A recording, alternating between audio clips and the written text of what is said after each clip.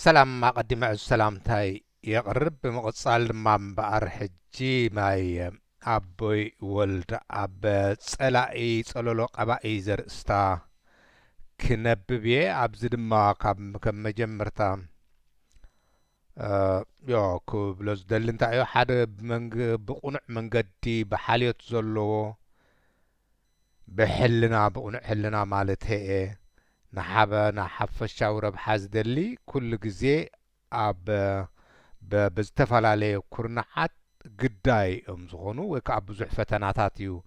زموصو ولا حجب زناي بعل بابونا بعل بتودد زعمسلو كالوتون كن يا بقاب كن مهار نخيلينا قدمي نابزا خم تواغن نابتي تعبي تعباي شجر ناي حبرة السبنا أب بعلبنا ولد أب ولد ماريا من كم دما أبونا إبراهيم سلطان زنبرن تايم يلوم نيرم تي أبت الصحف ويذكرك كادو يلوم أبي ولد أب انت اتبل بقى مقتو خبري مهنياتو قداسيتيا اما انا دا امن اللعون بملؤ لبي نسايا ساقي تسقرت بمنم عينت زتا قلسا قالسي زمرر يحلف مالتها زتا زغفلي كفل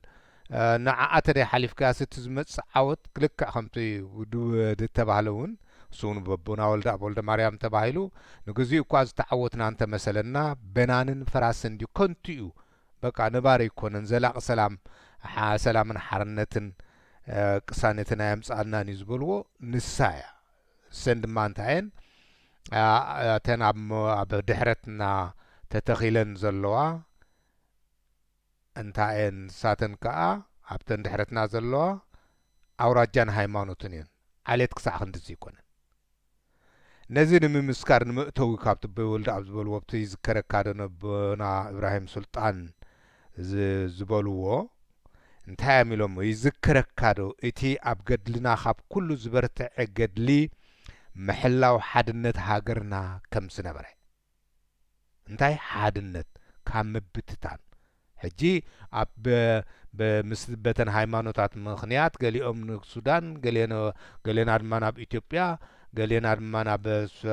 وانا بسودان قال خم إذا أمثله عندي تحاسبني إنجليزاوي زقتو مس إثيوبيا هنا أبي ولد أبنا أبي إبراهيم سلطان جن نزيم تقاليسهم حبيرهم انت إنجليزاويان أبناء إعلام ممقال إعلام نمبصح زيفت تنوو بالحات كم زين برا نهندقهم إلهم يوم حجي نهندي باكستانن هندن إلهم تم حدا أسلام سلرقونو تم حدا ما هندو سلزبصحو إلهم تا كاشمير داقلت بالكساب حجي تبعسهم زلاد ما تم إنجليزة تأتاتوا حجو كالنكنا يابو خندي زموتو علوب تا كاشمير إذن تم إنجليزاوان زا أقودوه اتم هندد ما خبان اصل زي شو حساب مس باكستان كوينو مالته حساب حجي كفتحو اي كالون لازم بار نتايم زبلو زلو يذكرك كادو اتي ابجدلنا خاب كله زبرت عقدلي يتخاب كله زبرت عقدلي محلاو حدنت هاجرنا خمس نبره انجليزاويان ابناي ممقال علامهم نمبصح زي فتنو بالحات كم زي نبره عمود اتاغنا نحنا نئشتو حيدتن هزبي نتا علم زسلكيت عباي منغستي هاتسي سعرنا هاجرنا كاب حدقا ممقال كندحن كم زخالنا يبلو سلازي ابقى نزا تازبرت عتقد لمبقر نتي هزبي بهايمانو ديو بفلاي بوراجا ديو دما لك كل حدا سلا حق جن بقدم تختل جن نتي زيارة زيصلا كحلف زلو توراجاي سلازي نزغي حلف كاز قبر يلا المسؤول تتححز حجي جينا مسؤول زتتححزه ابزي زوم ابي ولد ابصلا اي صلولو قباي زبلوا ارستلا دحارنتا تبلابو ملسي نعلاما قصري 4 بولد اب ولد مريم ኣትብል ናይ ኣበይ ወልዲ ኣብ ዝፈትዎ እንታይ እዩ ፕሮፓጋንዳ ወይ ከዓ ዝነዝሕ ዘለኹ መሲሉ ከይመስለኩም እዚ ኣነ ናተይ ባህሪ ይኮንን ዝበልዎ ከምኡ ትኺሎም ዝዛረቡ ምዃኑ ሓደ ካብቲ መለዮ ባህሪኦም እዩ ኣበይ ወልዲ በዚ ድማ ኣነ ናይ ብሓቂ ኣዝየ እዩ ኣድናቆት ዘለኒ ኣብኦም ሓቅን ምትእምማንን ፈፂመን ዘይፈላለያ ሰናዱ እንዲም ገለ ዝበልዎን እውን ኣለዋ ግን ኣብ መብዛሕትና ሕጂ ፖለቲካ ሓቅነት ኣሎ እዩ ገለ ኢሉ ብፍላይ ኣብ ደቂ ሃገር ኮንካ እንድሕር ዘይትተኣማምን ኮንካ ኩሉ ግዜ ፈራሲ ምክንያቱ ኣብ ምትእምማን ኣብ ሓቅነት ባ ምትእምማን ኣሎ ኣብ ምትእምማን ድማ ልብኻ ከፊትካ ምዝራብ ኣሎ ሓቅነት ተዘይብሉ ግን ምትእምማን የለን ምትእምማን ተዘየሉ ድማ ልብኻ ከፊትካ ምዝራብ የለን ኣብዚ ድማ እምበኣር ብከምዚኡ እቲ ፍሩስ ዝኸውን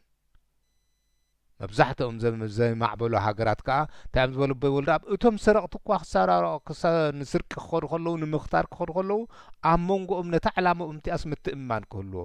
ኣለዎ እምበር ክዕወቱ ይክእሉን እዮም ዝበልዎ ኣሎ እምበኣር ሕጂ እንታይ እዮም ዝብልዎ ዘለዉ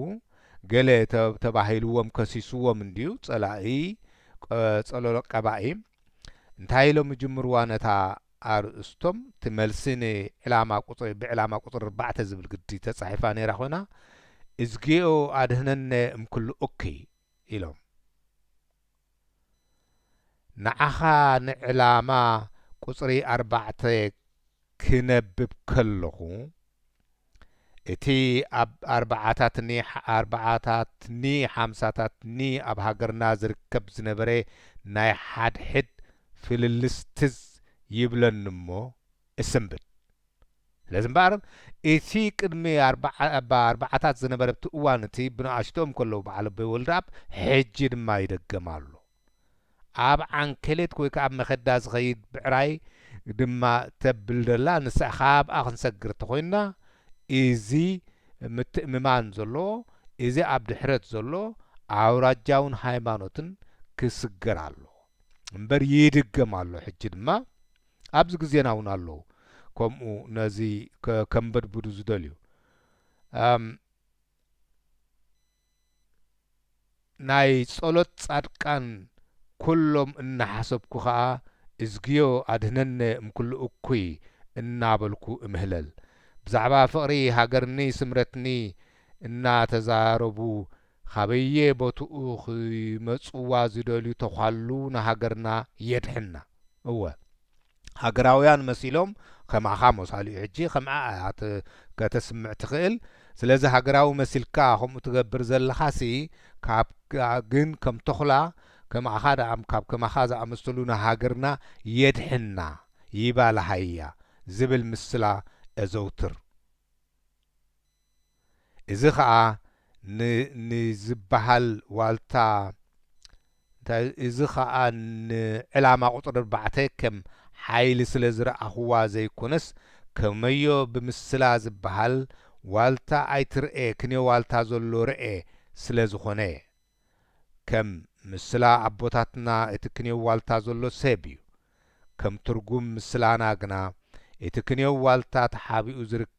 ክርከብ ዝከኣል ናይ ፍልልይ ጽልኢ ደሓር ከዓ ናብ ሞት ከብጽሕ ዝኽእል ፖለቲካዊ ኣድማ ሻርነት እዩ ነዚኣ ከዓ ትበሃል ዘላ ምክንያቱ እዞም ሕጂ በውራጃ ድዮም ንሕና እኮ ብሉጻት ኢና ወረ ኤርትራ ከምዚ ሃገረ ስታይ እያ ትጽዋዕ ነይራ ዋዕ ንሃይማኖትና ዝመስል ወይ ከዓ ዝያዳ ንሕና ውፅዓት ኢና እንዳበሉ ዝፈላለዩ ዘለዉ ናብ ፍልልይን ጽልእን ደሓር ድማ ናብ ሞት ከብጽሕ ዝኽእል ፖለቲካዊ ኣድማ ሻርነት እዩ በዚኣ ከዓ ንዓኻ ደይኮንኩሲ ነቲ ብድሕሪ ዋልታ ብድሕሪ ዝትሰብኮ ዘለኻ ክመጽእ ዝኽእል ምፍልላይ ጽልኢ ደሓር ድማ ኣዞ ናብ ሞት በዚ ሻርነት ዝገርካ ድማ ናብ ሞት ከብጽሕ ዝኽእል ነቲ ክስዕብ ዝኽእል እየ ነዚ ለየ ዝምልስ ዘለኹ እዮም ዝብሉ ዘለኹ ናይ ዕላማ ቁፅሪ 4 ድማ ንሱ እዩ እንታይ እቲ ዕላማ ናይ ቁፅሪ 4 ዝብልዎ ዘለዉ እንታይ እዮም ዝብሉ ዘለዉ كم ترجم السلانا اتكني والتا تحابي زولو كركب زخيل اتخطسا كتسعبة تدل هذا الصحف نايف للي ناب للي للي دحارك أنا موت كبسح زخيل بوليتيكاوي أدما شارنتي يوم زبزلو سلازيك علامة قطر 4 إزيو زخبرك علامة قطر 4 ناب ناي من لؤخ مخانكا ويكا وانخا من مخانو برقص زي فلت سلازخون كوس تخ نتخ مساخا مزرراب قدي يخونني اب حتامكا قطر 4 ناي ورح ميازيا شحن شمت 988 كمي زبالكو وصلاتان اكوين سب مخانين هزب ارترا كترد إلكا كاب كل أعنودكا فرقي مالت شدشت عندي وفخالي اللغة انتاي كبليو أبوي ولد أبسي وصلاتان اكوين سب مخاني كتقلس إلكا زقرميو نازي خطقعتادو ترهصا تباهيلو زمسل كم زنات كازبالي هاوتتا مزركبيو بل علامة قطر 4 نخلو نتي كاب سماي بجمد كاب مدري خا بچخارو تقاقيركا ناب قدمي عن ببتخا أقرب كايو زلخا القفقف ويكا قمطعطع بب حدا ملسخه بلو زي مخ علي يقريتا المنكا كم نفلت نأخاكوا جزيه زينو حكا انتو زي وحدك با كم تفلت نأخاكوا جزيه زي وحدك انتو خني نعي أزيو يحصرنيو نعيسي أزيو يحصرني زخون خوينو خميو أبوتاتنا زبلو حاسوت لأخي انت دا رخيباس تقبالي أي تسئنن تايز بزولو سلازي تزبلو زلها زيكون اندي مالتهم انديهم حاسوت سي لأخي انت رخيباس تقبالي أي تسئنن إيو أمو بتي أبزي أبلع لعلي ذكر كوو قصرخات تفي كايو زلها ناي مندلاي تمن مرزخا كي قدألو زخئل قل قرهتات سبات كيهلو يهؤلو يوم زبل فرحات سلازلني نقل خاب ملسي كهبلو زتك مسيلو يرعيني معناتو نقل سبات نزي مالت سحاسوت سي ندحر دازال اخر خيباس بلاي تسئني مو قرهتات نزي تبلو زلخا حاسوت حق مسيلوهم كي امنو خمتي تايم دواق نزز مسلون تايم ميلوم نرما بولد تايم زبولو اتم فليتم زصيقو كونيلوم يوم اتم زصعبوهم كن مسيلوهم امينوم نعوم يوم زبولو كم ادمان حد امنكا كيهلو امزلو زلو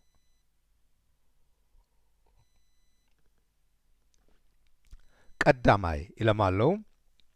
اوه ابتناي مودعتا 3 ورحي 1900 سما كابتي زبلو زلو ملس زهبو زلو انتاي لوم كون كم زخيل معناتو نايتي قطر 4 سلا زينه بابنا كابت ملسوم هنا مبار كم زيلوم يو كم زي مباري لوم زلو خنبل نخيل نستوعل بلبونا نسمعنا بحق ما هاريو انتاي مخنبلينا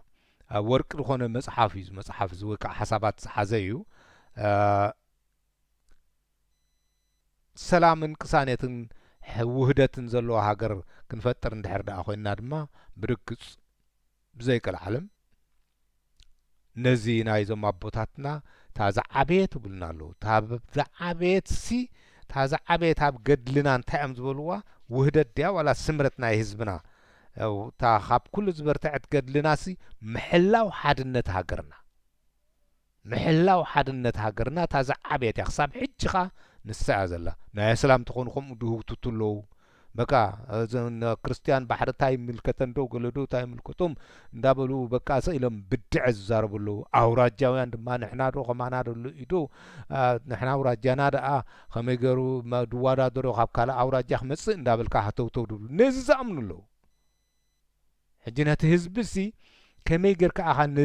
ነዞም ሃታዋት እዚኣቶም ከምዘይ ኣምኖው እትገብሮ ተንቅሖ ይደል እሱ ድማ ንህለ እኹል መጻሕፍቲ ናይ በዓል ኣቦና ወልደ ማርያም ከምኡ ድማ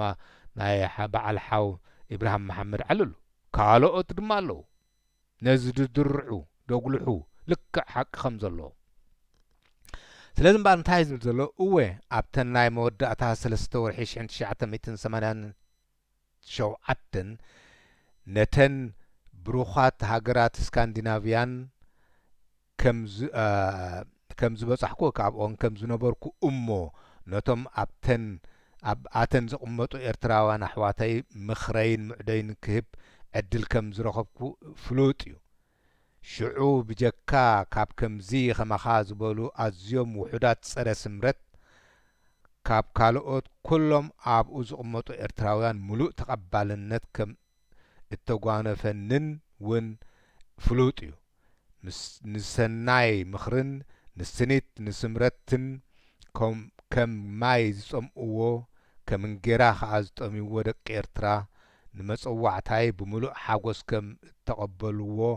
ኸዓ ንስኻ ባዕልኻ ክትእመኖ ተገዲድካ ኣለኻ ስለዚ ተቐቢሎሞ ሰብ ድማ ተኣኪብሎም ማለት እዩ ብዛዕባ ናይ ከምኡ ዝበለ ሓጐስኒ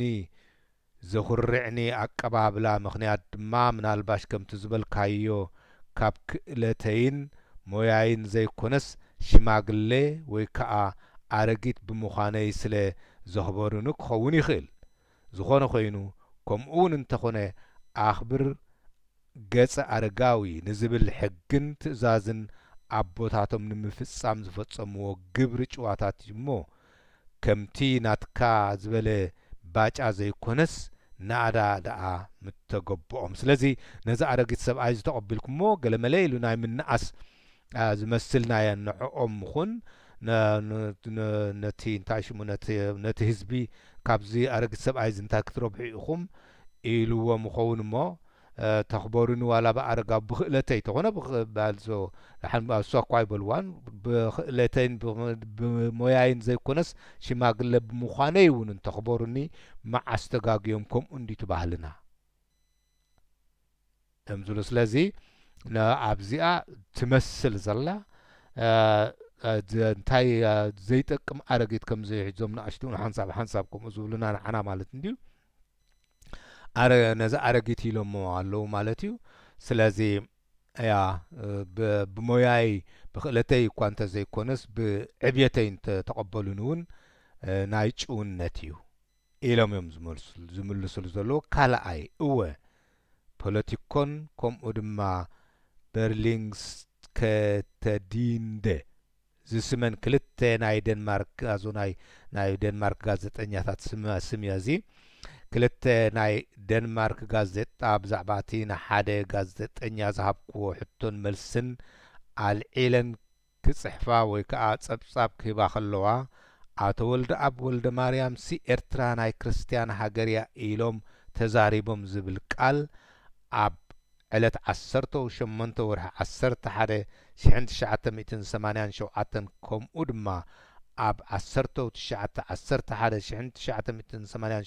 ጽሒፈን ወይ ከዓ ኣሕቲመን ኣውፅአን ከም ዝነበራ ርግጽ እዩ ይእመኑ ኣለዉ ከምታ ዘላታ ግናኸ እቲ ዝጸሓፈኦ ንሱ ጥራሕ ኣይነበረን ኣብ 22 ወርሒ 11 1987 ማለት ድሕሪ 4 መዓልቲ ኸዓ ኣቶ ወልደ ኣብ ወልደ ማርያም ኤርትራ ናይ እስላምኒ ናይ ክርስቲያን ሃገርያ እዮም ዝበሉ ዝብል መእረምታ ኣውፅአን ነበራ ስለዚ ተኣሪሙ ማለት እዩ ድሕሪ 4 መዓልቲ ነዚ ንስኻ ግና ኣብቲ ብድሕሪ ካብ 5 ዝበዝሕ ወርሒ ማለት ኣብ ወርሒ ሚያዝያ 1988 ክትወፅእ ከለኻ ነዚ ናይ ምእረምታ ቃል ኣይዘከርካዮን ወይ ከዓ ክትዝክሮ ኣይደለኻን ተኣሪሙ ክንሱ ብጋዜጣ ወፂኡ ብጋዜጣ ወፂ ድማ ብጋዜጣ ተኣሪሙ እዚ ከምዚ ዝበለ መስተንክር ዝኾነ ተጋብር ዕላማኻ ካብ ሰራውሩ እንታይ ከም ዝነበረ ወይ ከዓ ናብ ምንታይ ተማዕዱ ከም ዝነበርካ ኣብሪሁ ይገልጽ ኣነ ኤርትራ ናይ ክርስቲያን ሃገርያ ኣይበልኩን ከም ዘይበልኩ ድማ እተን ኢለን ዝበልካየን ጋዜጣታት ቅድሚ 5 ወርሒ ኣፍሊጠናኻ እየን ነዚ ደፊንካ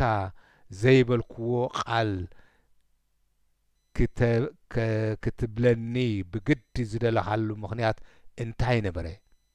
ኣነ ኤርትራ ናይ ክርስቲያን ሃገርያ ክብለካ እሞ ከምኡ ኢልካ ምእንቲ ኸተውሪ ኣብ መንጎ ኤርትራውያን ከዓ ምፍልላይ ክትኣጉድ ሃረር ትብል ከም ዘለኻዶ ኣይኮነን ከምኡ ስለ ዝደለኻ ኻ ብተሃላሊኸዎ ከምዚ ዞም ንኣሽቱ ብፍላይ ከምኡ ዝገብርዎን ሓንሳብ ዘይማለቶም ብነድሪ ዝምልሱ እወ ዕላማኻ ከምኡ እዩ ዝነበረ ግናኸ ከምቲ ብምስላ ዝብልዎ ሰይጣን ሲያድስቲ ይሰርሕ እሞ መኽደን ይርስዕ ስለ ዝኾነስ ተቐሊዕካ ተሪፍካ ምክንያቱ ተኣሪሙ እዩ ኣይበለን ኢለን ተን ጋዜጣታት ብጌጋ ኢና ኢልናዮ ኢለን ኣውፅአን ማለት እዩ ምክንያቱ ክርስቲያን ስለ ዝኾነ ብፍላይ ድማ በቲ ስካንዲናቪያን ድማ ከኒሻን ድን ሕጂ ሓውሲ ከምኡ ገረን ሓሲበን ክኾና ይኽእላ ድብል ወራ ኣድልየኒ ርእይቶ መሃብ ባዕሉ ሰብ ርእይቱ ይግበር ካብዚ ዝኾነ ኮይኑ ግን ሰይጣንሲ ድስቲ ይሰርሕ እሞ መኽደን ይርስዕ ከም ዝበሃል እቲ ከም ዝተዓረመሲ ኣይዘከርካዮን ወይ ከዓ ክትዝክሮ ይደለኻን እዮም ዝብልዎ ዘለዉ ኣብዘን ኣብ ተግባር ፖለቲካ ዘሕለፍክወን 47 ዓመት ኤርትራስ ናይ ኤርትራውያን ዳኣምበር ናይ ክርስቲያን ወይ ከዓ ናይ እስላም እያ ኢለ ኣይፈልጥን እወ ወዮ ደኣ ጽቡቕ ነገር ክትዝክር ብዛዕባ ጽቡቕ ነገር ክትዛረብ እትደሊ ኣይኮንካን እምበር ሓንቲ ኤርትራ ዝስማ ናይ ማሕበር ሰልፊ ናጽነት ልሳን ኮይና ካብ 1949 ክሳብ 1952 ዘገልገለት ጋዜጣ ብዛዕባ ኤርትራ ዝነበረኒ ሎሚ እውን ዘሎኒ ፖለቲካ እምነት እንታይ ከም ዝነበረን ዘሎን ኣጸቢቓ ምነገረትካ ንሳ ኣብ ቀዳማይ ገጻ ወይ ከዓ ኣብ ግንበራ ኣሳእል ናይ ክልተ ገጽ ንገጽን እተወሃሃቡ ኢድ ንኢድ እተተሓሓዙ ኣይንፈላለ ዝብል ኤርትራውያን ዝበሃሃሉ ኤርትራውያን ሓደ እስላማይ ሓደ ድማ ክርስቲያን ተርኢ ዝሃብኩዋ ስም ዘውፃእኩላ ዝጽሕፋን ዝመርሓን ዝነበርኩ ኣነ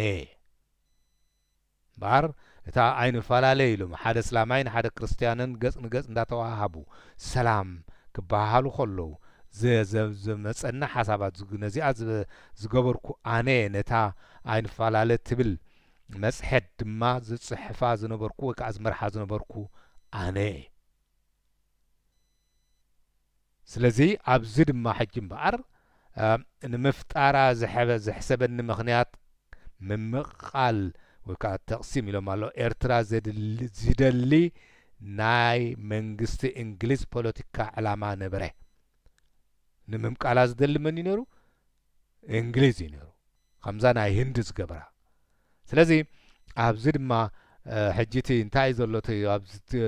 እቲ ጀመርቲ ሕጂ ክትሪኦ ከለኻሲ በቶም ሃይማኖታውያን ጽፉዑ ዋላ ሕጂ ድማ ልክዕ ከምዚ ስታይ ዝመስል ዘሎሲ ናይ ምጥርጣር ጀማሪ ዶ ዝብል ድማ እምበኣር ተምሃሩ ኣንቱም ጀመርቲ ናይ ብሓቂ እንድሕር ደኣ ኮይኑ ኣቦይ ወልደ ኣብ ጀማር ሰውራ ዘይተባህሉ ቅድሚኦም ክስራዕ ዝኽእል ጀማር ሰውራ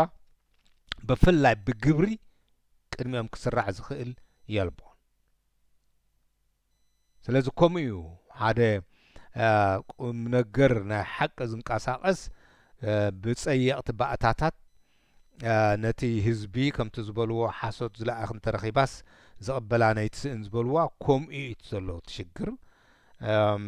ሕጂ ድማ ልክዕ ከምኡ እዚ ናይ ፀለሎ እንታይ በሎ ፀላኢ ፀለሎ ቀባኢ ከምኡ እዩ ብኣንጻሩ ግን ንሶም ሕብረት ሓድነት ዝደልዩ ዝነበሩ ምፍልላይ ምንባሮም ባዕሎም እውን ኣብቲ ናይ ብጻዮም ወይ ከዓ መቃልስቶም ንእብራሂም ሱልጣን ይዝከረካ ዶ ኢሎም ነባሪ መዘከርታ ጽሒፎምሎም ዘለዉ ኣብኡ ይዝረአይ እወ ንኤርትራ ካብ ምምቃል ንምድሓን ግደይ ብልግሲ ንምውፋይ ድሕር ኣይበልኩን ጽዒረ ኢሉ ኤርትራ ከይትመቃቐል እንግሊዝ ሓሳባ ከይሰምረላ ፍርቃ ንሱዳን ፍርቃ ንኢትዮጵያ ከይትህባ ከምቲ ህንዲ ኣብ ክልተ ዝመቐለታ ወይ ከዓ ድማ ካልኦት ሃገራትን ከምኡ ዝኣመሰለ ዘጋጠመን እወ ኣብ ቅድሚ ሞትውን ድንብርፅ ኣይምበልኩን እጅሃር ኣይኮንኩን ዘለኹ እምስክር እየ ዘለኹ ንምስክረይ ከዓ ኣሉ ክትብሎ እትደፍር ኣይመስለንን ሓቂ ስለ ዝኾነሲ በቃ ከምኡ እዮም ዝብልሉ ኣብ ሳልሳይ ኢሎም ድማ ሕጂ ሳልሳይ ከዓ ኣብ ገጽ 9 ኣብ ሳድሳይ ክፍሊ መስመር ስርዓት ሃይለ ስላሴ ምስ ኦርቶዶክሳዊት ቤተ ክርስቲያን ተሓቋቂፉ ይጓዓዝ ምንባሩ ፍሉጥ እዩ እዚ ድማ ኣብ ልዕሊ እቲ ባዕዳዊ ምዃኑ ተወሳኺ ኣብ ልዕሊ ምስልምና ምንባሩ ክንዝክር ንፈቱ ኢልካ ሕጂ እምበኣር እቲ ነቦይ ወልደ ኣብ ዝጸሓፈሎም እንታይ እዮም ዝበልዎ ዕላማ ቁፅሪ 4 ዘርእስታ እንታይ ኢሉ ደሎ እንታይ እዩ ኣብዚ ስፊሩ ዘሎ ስርዓት ሃይለ ስላሴ ይብል ኣብዚ ምስ ኦርቶዶክሳዊት ቤተ ክርስቲያን ተሓቋቂፉ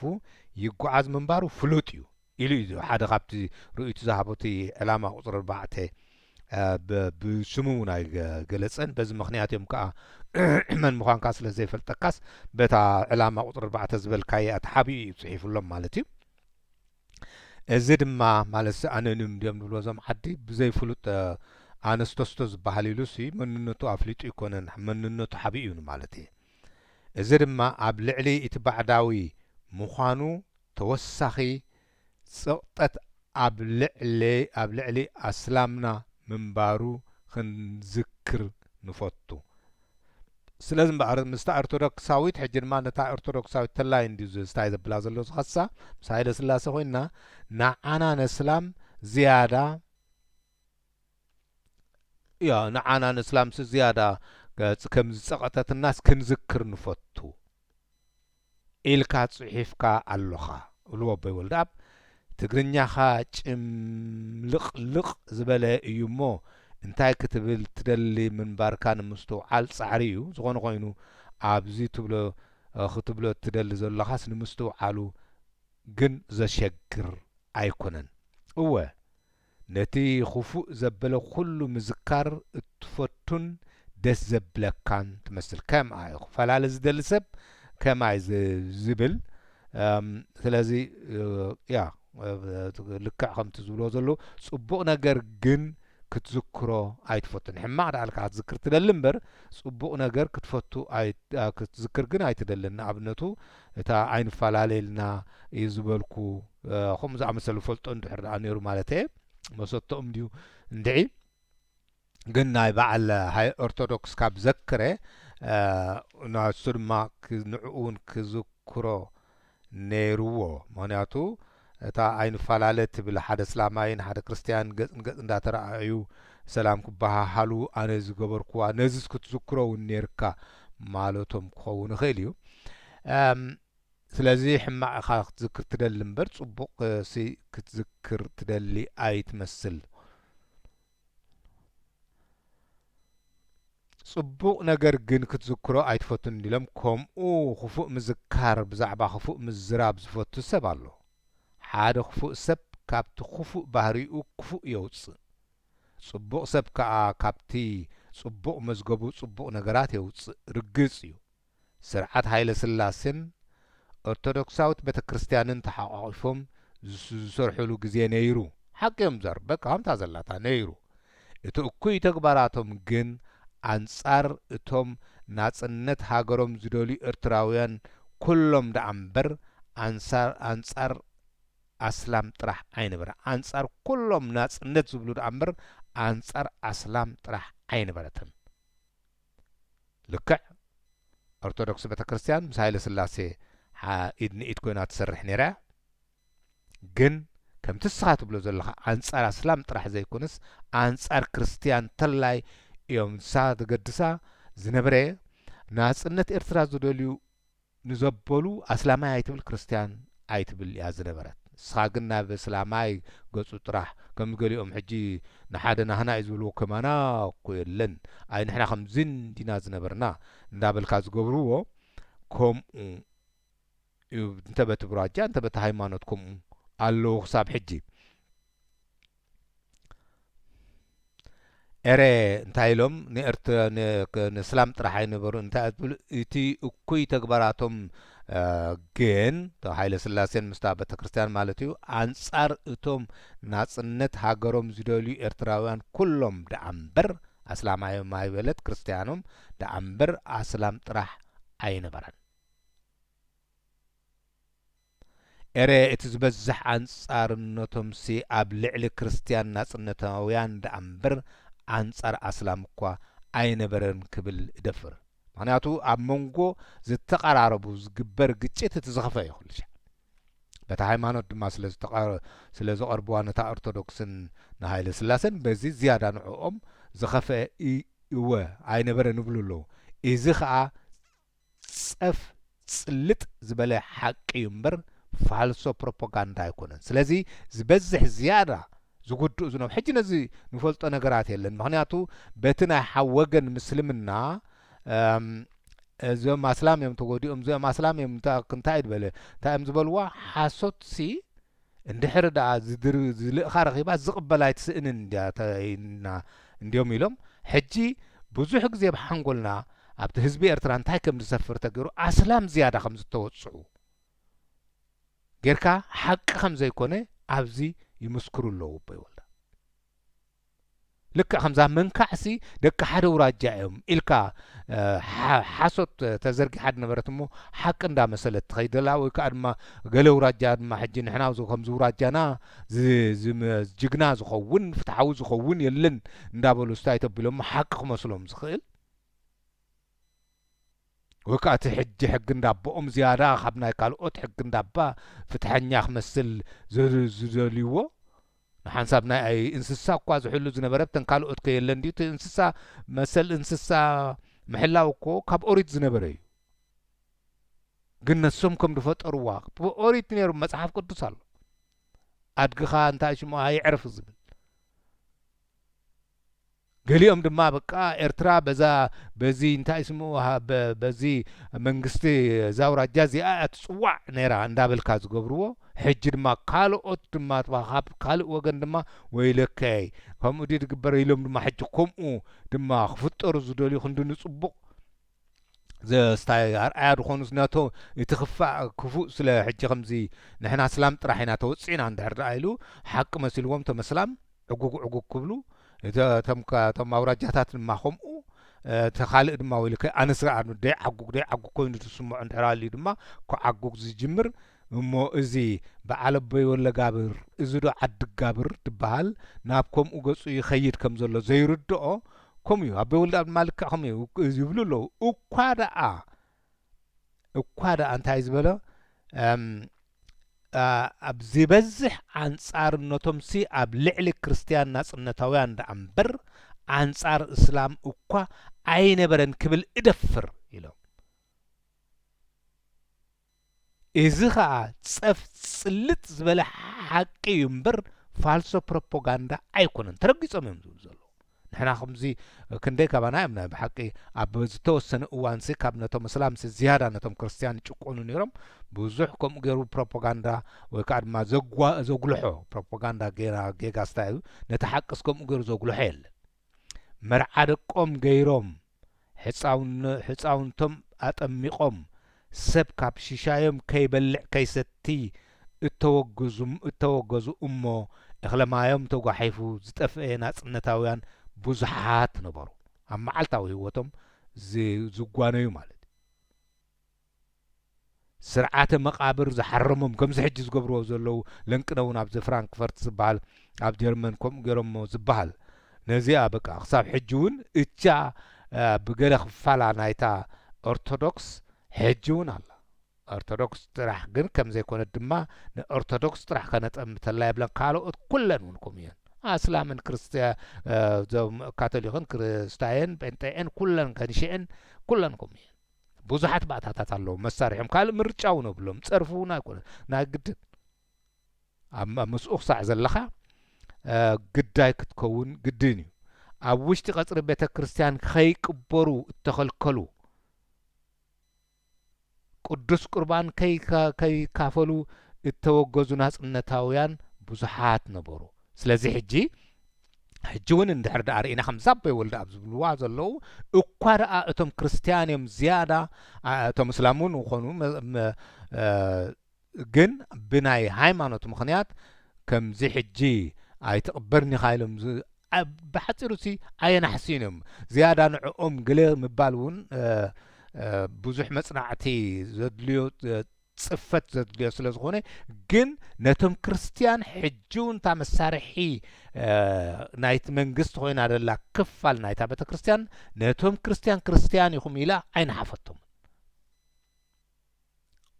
በጋጣሚ ግን ምስቲ ባህልን ገለን ዝተሓሓዘ ክኸውን ይኽእል ዝያዳ ንሳቶም እዮም ግዳይ ዝኾኑ ዘለዉ እንተበልና ሓቂ እዩ ዝኻ ስለ ምክንያቱ እቶም እስላም ድሕሪ ኣብ ዝመይቶም ምናልባሽ ንዓዲ ክንከይድን ኣይንኸይድን ስለ ዝብሉ ክኸውን ይኽእል ወይ ከምኡ ዝኣመሰለ ነገራት ወይ እውን ናይ በይኖም ስለ ዘለዎም ቅዱስ ቁርባን ኣይተብሉን ኢኹም መንነት ሓዙ ገለመለ እንዳበሉ ኣየብልዎም ምዃን ስለዚ ዝያዳ ግዳይ ዝኸውን ዘሎ በታ ልእኽቲ ናይታ ጉጅለ ሳሕል ክፋል ናይታ ቤተ ክርስቲያን ከዓ እቲ ክርስቲያን እወ ሓቂ ደኣ ንዛረብ ኣይነሓባሉቕ ኢሎሞ ሓቂ ንዛረብ እንታይ እምባፅን የቕሬታስከ እንታይ እም ኢልና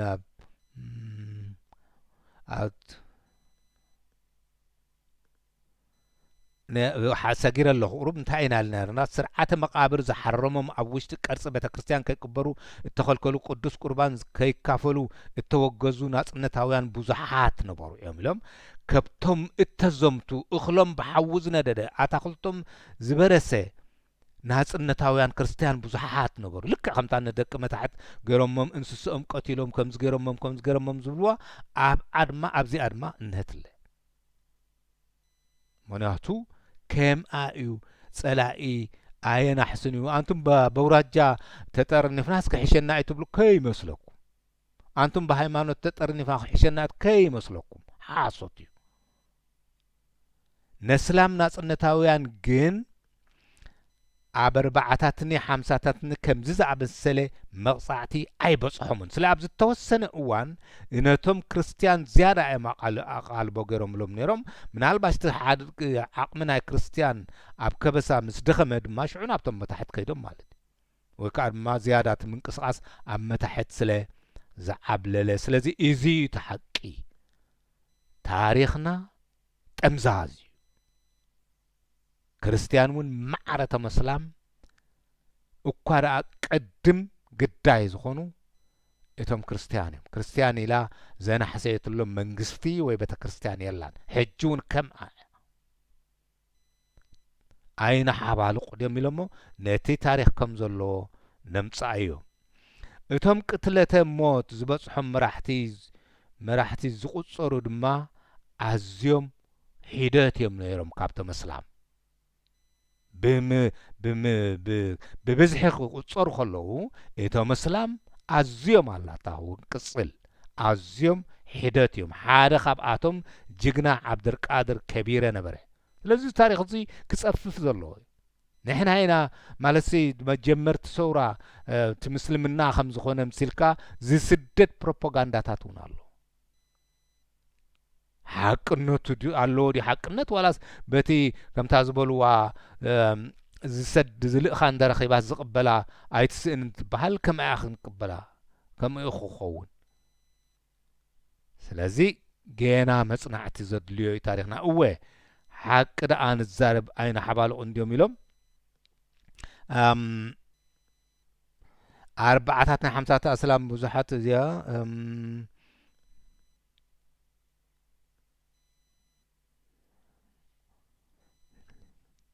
እወ ሓቂ ደኣ ንዛረብ ኣይነ ሓባልቑ ኣርባዕታትኒ ሓምሳታትኒ ኣስላም ብዛዕባ ሃገሮም ሓሳቦምኒ ድልዮቶምኒ ከም ዝደልዩ ክገልጹ ሓርነቶም ተዋሂብዎም ነበረ ሽዑስ ንዓኣቶም ሸለል ኢልዎም ነይሩ እዩ ምናልባሽ ናቱ መደብ ነይርዎ ክኸውን ይኽእል ክርስቲያን ናጽነታውያን ግና ሓርነት ኣይተዋህቦምን እሞ ዝያዳ ነቶም ክርስቲያን ኣቓልብዎም ተገይሩሎም ነይሩ በቲ ስርዓት ሃይለ ስላሴ ንፖለቲካ እምነቶም ሞትን ጥፍኣትን ይኸፍሉ ነበሩ እዚ ድማ ብቐሊል ክስትውዓል ዝከኣል ፖለቲካ ነበረ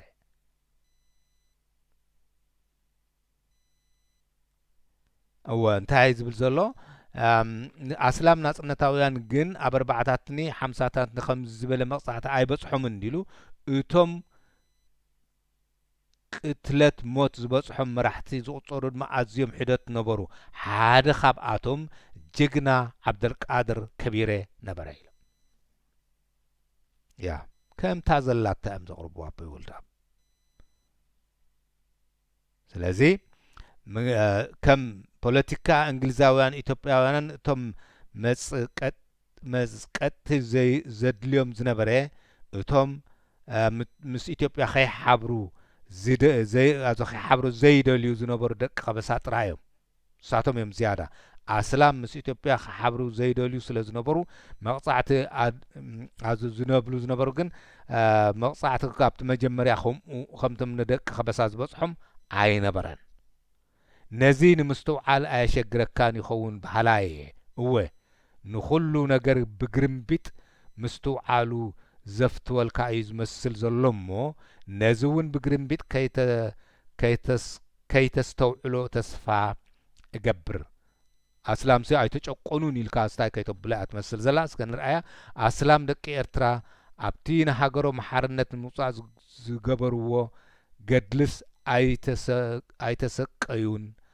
ኣይተሰውኡን ኣይጸዓሩን ኣይኮንኩን ዝብል ዘለኹ እቲ ንኣታቶምን ዝበጽሖም ዝነበረ ዓይነት መስቀትስ ከምቲ ንናጽነታውያን ክርስቲያን ዝበጽሖም ዝነበረ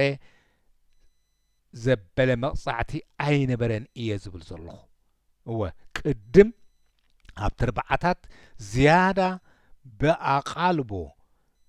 ክጭፍለቑ ዝደልዩ ዝነበሩ እቶም ደቂ ከበሳቶም ክርስቲያን እዮም እየ ዝብል ዘለኹ እምበር ኣይተዋግኡን ግብኦም ኣየማልኡን ኣይከፈሉን ኣይኮንኩን ዝብል ዘለኹ ኢሎም እንታይ እዮም ድበልዋ ብግርምቢጥ ድዮም ድበልዋ ብግርምቢጥ ከይተቕርቦ ወይ ከዓ ከይርዳእካ እዩ እቲ ነዚ ከረዳእና ዝኽእል ካልእ ኣብነት ኩነታት ሽፍታውዮ ከዓ ሽፍትነት እዩ ወይ ከዓ ሽፍትነት እዩ ሽፍታ ናይ ጸቕጢ ወይ ከዓ ናይ መቕጻዕቲ መምርሒ እዮም ዝነበሩ ስለዚ ንኽጸቕጡን ንኽጸቕጡ በቃ ክጭቁኑ ከፈራርሁ እዮም ዝነበሩ ካብ ዓዲ ናብ ዓዲ እናዘሩ ብማሕበር ሕብረት ኤርትራ ምስ ኢትዮጵያ ንዘይኣምን ክርስቲያን እናኣሰሩ እናቐጥቀጡ ኣካላቱ እናጉደሉ ወይ ከዓ እናቐተሉ ከብቱን ጥሪቱን እናጥፍኡ ሃገር ዝህውኹን ዘባሳብሱን ዝነበሩ ሰባት እዮም ስለዚ ቅድም ብሸፋቱ ዝብል እዮም ከምኡ ዝገብሩ ነይሮም ድሓር ኣብ መታሕት ምስ መጸ ግን ኮማንዶስ ብዝብል ዘሎ ብኡ ዝልለ እቲ ግዜ ቅድም ዝኸፍአ ጭቆና ኣብ ኣበስላም ኣብቶም ክርስቲያን እዩ ነይሩ በርባዓታት እቲ ናይ ስሳታት ድማ ሽዑ ናብ መታሕት ወሪዱ ንማለት እዩ ዝመስል ኮይኑ ዝርዳእን ዘሎ ንዓይ ካብ ዓዲ ናብ ዓዲ እናዘሩ ብማሕበር ኤርትራ ዝብል ስም ንዘይኣምን ክርስቲያን አዞ ሕብረት ዘይኣምን እናኣሰሩ እናቆጥቆጡ ኣካላቱ እናጉደሉ ወይ ከዓ እናቆተሉ ከብቱን ጥሪቱን እናጥፍኡ ሃገር ዝህቡኹን ዘባሳብሱን ዝነበሩ ሰባት እዮም ተግባራቶም ዳርጋ ብምሉኡ ኣብ ከስበሳ እዩ ዝፍጸም ዝነበረ ተምሸፋቱ ግዳያቶም ከዓ መብዛሕትኦም ኤርትራውያን ክርስቲያን እዮም ዝነበሩ ዕላማ ቁጥሪ 4 ታሪክ ሃገርካ ዘይትፈልጥ ክትፈልጥ እውን ዘይትደሊ ስለ ዝኾንካ ነዚ ኣብ ላዕሊ ዝጠቐስክዎ ዓንቀጽ ንምጽሓፍ ኣይሓነኽካን እወ ንስኻ እንተ ትኸውን ስርዓት ሃይለ ስላሴ ምስ ኦርቶዶክሳዊት ቤተ ክርስቲያን ተሓቋቒፉ ይጓዓዝ ከም ዝነበረ እዚ ድማ ጸቕጢ ኣብ ልዕሊ ኣስላምና ምንባሩ ክንዝክር ንፈቱ ኢልካ ኣይምጽሓፍካን ማለት ነቶም ብሓንሳብ ዝሳቀዩን ዝሓሙን ዝሞቱን ዝነበሩን ዘለውን ክልተ ኣሕዋት ኣብ ናይ ሓባር ገድሎም ክትፈላልዮም ኣይመሃቅንካን ኣስላም ምባልካ ግን ናይ ወገን ወይ ከዓ ናይ ሻርነት ሓደ ሓውዳ ሻርነት ሓዊ ክትኣጉድ ትጽዕር ምህላውካ እዩ ገሊጹ ዘረድእ ዘሎ እምበር ሕጂ ካም ዝብልዎ ዘለዉ ኣስላምና ምባልካ ግን ናይ ወገን ወይ ከዓ ናይ ሻርነት ሓዊ ክትኣጉድ ትጽዕር ምህላውካ እዩ ገሊጹ ዘረድእ ዘሎ እዞም ሸፋቱ ልኡኽ ናይ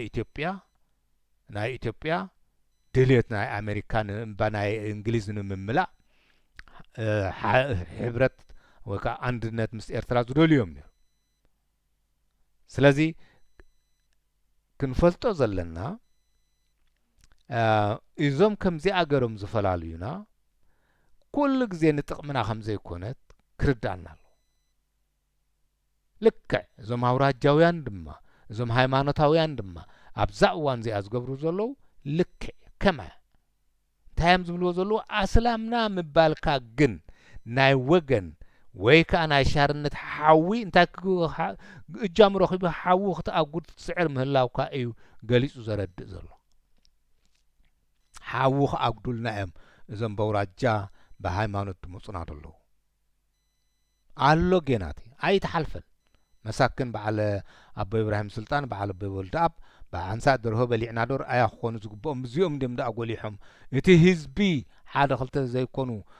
ሳቶም ተቆፂኦም ክተርፉ ስለ ዝኽእሉ እቲ ህዝቢ ኣብ ከምኡ ደረጃ ክነብፅሖ ክንክእል ኣለና ሽዑኡ ነዞም መዕገርገርቲ ፈላለይቲ ሓዊ ኣጎቲ በውራጃን ብሃይማኖትን ዝስዕቦም ክስእኑ ንኣይ ብፍላይ ከዓ ከም ጸላእ ኣስላም ወይ ከዓ ምስልምና ከተቕርበኒ ትስዕር ከም ዘለኻ ይርአ ስለዚ ጸላእ ሃይማኖት ጸላእት ምስልምና ኢሎም ምክንያቱ ብኡ ድማ ኤርትራ ናይ ክርስቲያንያ ካይሉ ኸሲስዎም ነይሩ እንድዮ ታሪክ ህወተይ ግን ከምኡ ኣይብልን ታሪክ ህወተይሲ በታ ምስ ሃፀይ ሃይለ ስላሴ ኣንጻር ኤርትራ ሽርክነት ኣትያ ዝነበረት ቤተ ክርስቲያን ካብ ኩሉ ሰብ እተጸልአ እተረግመ እተወገዘ ፈታዋ እስላም ነይሩ እዩ ገይሩ እዩ ዘቕርበኒ ዝነበረ ከመያ እቶም ኢትዮጵያውያን ወይ ከዓ እታ ቤተ ኦርቶዶክስ ምስ ኢትዮጵያ ትብል እዚ ፈታዋ እስላም ኢላ ትውግዞም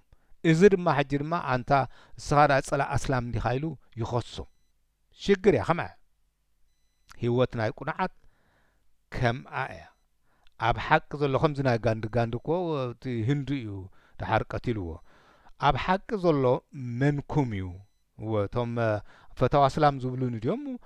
ሓቂ ዘለዎ ምስ ወስኻ ኣንታ ጸላእ እስላም ትብለኒ ዘለኻ መንኩም እዩ እወ እቲ ታሪክ ህወተይ ዝብሎ ካብቲ ንስኻ እትብሎ ጉዕዞይ ሓሶት ኣዝዩ ናብ ሓቂ ዝቐርብ እዩ ከመይሲ ብቤተ ክርስቲያን ካብ ኩሎም ኤርትራውያን ክርስቲያን እተጸላእኩ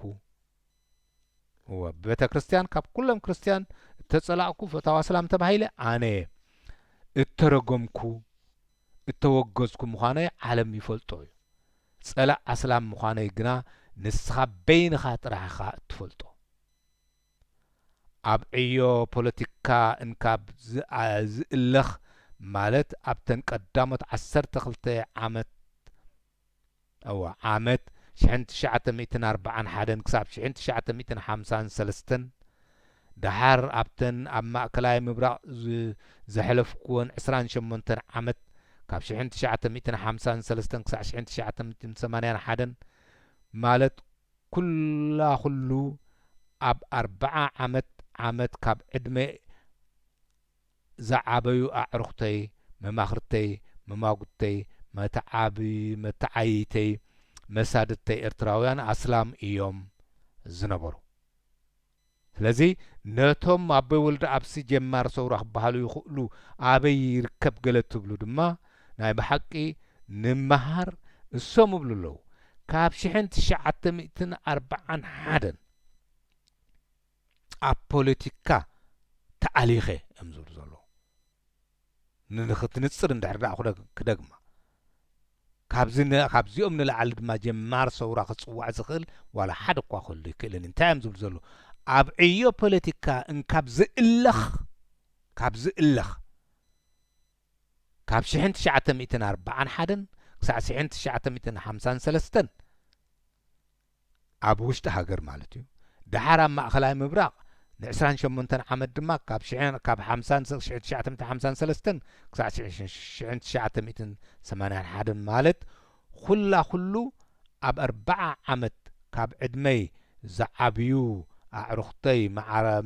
مماخرتي مماغتي متعبيتي مسادتي إرتراويان تايم نيروم أسلاميوم زنورو أبو دما بكريستيان مخنيات زغودلوم زوردوم انتعشمو بديسكريمينيشن كم زلو يزفلت أبو قبص مسكدو إزي خا 4 زأكل عامت مس كريستيان بوليتيكاويان ركب دارجا أينبرنن مالتيو 4 عمت زأكل إتي مسا سلام زنبرني يزحيل مس كريستيان جن أزو دخوم كم زنبر دارجا يمقرما أينبرنن مالتيو بزعبا زي أب حيلاب حاسوت التلوسي أب مقلو سل إدما التسنكة مرزي أب مودة أتاخبلو زدلي إزيو باتي دكاي زنبرن كله حديقي كاب عديك سدر انت تقدركو جزيه ناب هاجرات كريستيان ناب أمريكا فرنسا إليان كسدر مخالكو نيري جزي دكاي قريفة زتسردكو ناب هاجرات كريستيان مخالكو نيري بخاب قدما دكاي ون ممسؤولي نيرم مالتهم كومي خون زغيل كلت خابتن دار كاباتن دارجا أكيدن كحجزان فقاد كم زنبرن أو كيان علي نيرانيا أنجنا ناب هاجرات السلام نا مالت ناب السودان ناب السعودية ناب مصري دا خيد مرزكو إذا خا مس نفسي مخيري فليت إز جبر كوا قداي نبره أورا علامي مصري از نبرت إتا سوراوي تناي جمال عبد الناصر مصري نزي مدليي مغنيات كا عقبان حاجزن ملمان نبره اوه عقبان رأسي حاجز كأن هاجري كابتيك زيتي إتي كريستيانا وعالم ناي هاجري صلائي إتي أسلامي عالم جنا فتاو هاجري مسيلو يسمعني نبرمو نابو مسداد مرزكو أكيدو ممزارو تم هاجتن هاجرات عربي أن عناس زدق فانا زبل حساب غير خابتم كريستيان سبع الإنجليز مس إثيوبيا خابش كاب وجنا تنقال قدما مس أخو جنايم سلزتن هاجرات أسلامي حشاني إلهم مخنيات السمون على بقعهم بركل زي عند بسلك أخذ تغير قال مرجع أين برمون أين برمون يخون أين برمون يخون مالته سلازي فتاو هاجر مسيلو يسمع عن نبرمو ناب هاجرات عرب دقا تسدد كيلو علامة قدر بعته نايز كله حق نتي فلتو يمو إتي حاسوتو حادة فليتو خحسو زدلي حاسوتو مكا حادة فليتو سخات فليت كات حسو زدلي خامبر تفلتو خات حق نتي مزلزلو يا هو إتي خاب كله زجدد حساو دما إتي نحادة نجر حاسوت مخانو النافلتي خحسو زدوغموي من زخاب كل زجدد حساوي ንሓደ ነገር ሓሶት ምዃኑ እናፈለጠ ዝደግሞ ሓሶት ንዕኡ ዝመስል ካልኣይ ሓሳቡ ድማ ኣሎ ሓደ ነቲ ሓቂ ምዃኑ እናፈለጠስ ከዓብጦ ወይ ከዓ ከናኽሶ ዝደሊ እዚ ኣነ ናይ ሃይማኖት ምንቅስቃስ ዘይደሊ ምዃነይ እንዳፈለጥካ ሲ ፈሊጥካ እትሕሱ ዘለኻ ሕሱም ሓሳዊ ኢኻ እቲ ኣብ ኣብቲ ጋዜጣ ውፅኢት ትብሎ ዘለኻ ድማ ናይ ክርስቲያን ሃገር እያ ዘይመስል እዩ ምክንያቱ ንክርስቲያን ናብ ክርስቲያን ሃገራት እኳ ኣይተሰደድኩን እኳ ደኣ ናብ እስላም ሃገራት እየ ዝተሰደድኩ እዚ ዘይሓቂ ምዃኑ ድማ ትፈልጥ ኢኻ ትደግሞ ዘለኻ ብጌጋ ዘውፅኦ ተን ጋዜጣታት ከምኡ እዩ ኮይኑ ዝርዳእኒ ንዓይ ከምኡ ክብልዎ ከለዉ ኢኻ እትሰምዖም ኣቦይ ወልደኣብ ዕላማ ቁጥሪ 4 ኣብ ክልቲኡ ኢዱ ይወዲ ንሓቂ ከም ሓሶት ገይሩ ከቕርቦ ይደሊ ነታ ሓሶት ድማ ከም ሓቂ ከም ዝኾነ ገይሩ ከቕርቦ ይደሊ ከምኡ ዝኣመሰለ ኣብ ክልቲኡ ብዛዕባ እዚ ብዙሕ ዘጉህ ነገር ዚ ኣግፊሐን ኣስፊሐን ክፅሕፍ ምኽኣልኩ ነይረ ኣንበብተይ ኪሕ ከይብሎም ስለ ዝፈራህኩ ግና ኣብዚ ከቋርፆ እግደድ ናብ ካልእ ንዕኡ ዝመስል ነቑጣታት ደኣ ክሓልፍ ኢሎም ኣብ ራብዓይቲ ነጥቢ ኣትዮም ኣለዉ ንሕጂ ኣብዚ ኣኽለኒ እምበኣር ስለዚ ንምሃር ኩሉ ታሪኽና ከም በዓል ከምዚኦም ዝኣመሰሉ ዘንበዓት ጎምፃፃት ኣውራጀኦም ሓፍ ከብሉን ዝደልዩ